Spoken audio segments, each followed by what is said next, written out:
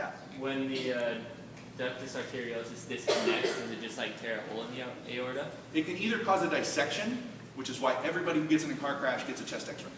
Deceleration injuries cause that. They could just be, oh, I just hit my chest. And then later on develop a dissection that goes all the way down. And on a chest x-ray, you can see that as widening in the mediastinum. So when everybody who comes to me, if they were in a car crash, they get a chest x-ray. If it completely disconnects, that person was dead at the scene. Because they'll fill if they die fairly quickly, they would die of a tear that filled their pericardium with fluid and get tamponade, and that's the way it kills them. But most likely it would just pull all the way out, fill their pericardial sac, loss of pressure. You ever stood up too fast, you get that blackness? A hole in the aorta causes instantaneous loss of pressure and not enough to keep your brain awake. So that's they were in the car crash, they never woke up that fast. Any other questions about the heart? Does this make it more clear how to memorize it? If you guys want these, this is my little box heart drawing about how this works, because you really need to think of yourself as having two hearts. Congestive heart failure happens when your blood, your lungs, let me draw this real quick. Extra credit, or extra time. You really have one lung and two hearts. One heart that fills them, one heart that sends it to the rest of your body.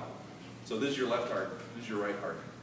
Now people who come in with congestive heart failure have a whole bunch of fluid in their lungs, we'll say, okay? They need to get that fluid out of there. But the problem is, all of this stuff is backed up into their system, so that the right side of their heart has huge veins going into it that are completely distended, which is preloading the right side of their heart and overfilling their lungs with fluid. Can you see that? Meanwhile, we call it congestive heart failure, but their blood pressure when they come in is 190 over 120. So their heart valves aren't even opening until 120, right? And then they're only getting a little bit extra pressure, and it's 190. So too much for this to overcome. So the left side of the heart can't get the blood out, and the right heart is pumping it into the lungs really fast. So how do we treat that? We treat them like there's two hearts. Okay, these are arteries. What do? We decrease this pressure. If we decrease this pressure, we can give some people some Lasix. I don't even know if you know what that is, but we give some people some Lasix. We made them pee off the fluid, decrease the volume that they have, and drop this number, which we call afterload, right? You drop their afterload, you increase how well the left heart works. Does that make sense? I give them nitro. Nitro on this side is a venodilator. And as a venodilator, it decreases this preload on the right side of the heart and decreases how much they overfill their lungs. Does that make sense?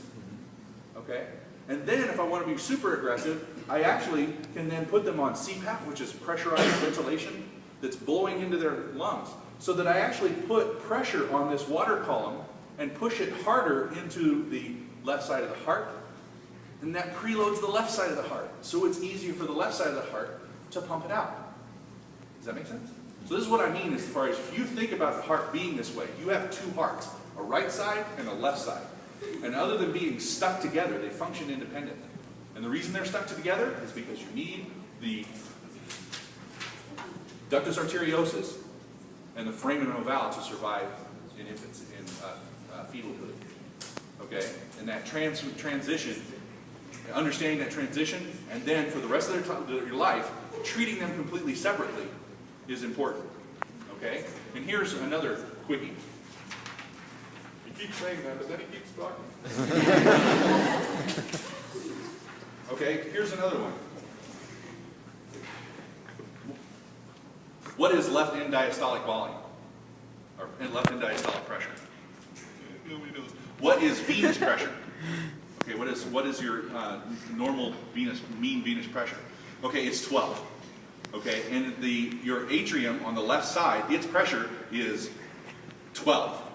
Okay, and what that means is you don't need the right.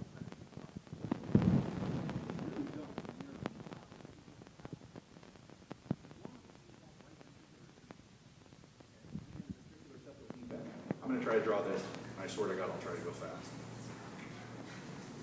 So they don't have much of a right side of their heart, and they have a normal left side of the heart. And the only way they live is if they have a ventricular septal defect. Okay? So that blood gets pumped into their pulmonary trunk because of their left ventricle. It's a permanent left to right shunt. Are you with me so far? The only way they live is because of this, because this is not strong enough to pump. So what you do is you have the superior vena cava and the inferior vena cava. And the very first thing you do with these kids as they're babies is close this and put a shunt into their vena cava. Later on, when they get a little bit bigger and their pressures change, you take the inferior vena cava off and you shunt it directly into the pulmonary trunk. The last procedure, you don't even know all this stuff, but the last procedure is called the Glenn. And in a Glenn procedure, you cut off the superior vena cava, you take out the shunt, and now the superior vena cava and the inferior vena cava go directly into the pulmonary trunk. And the right side of your heart is useless. Okay?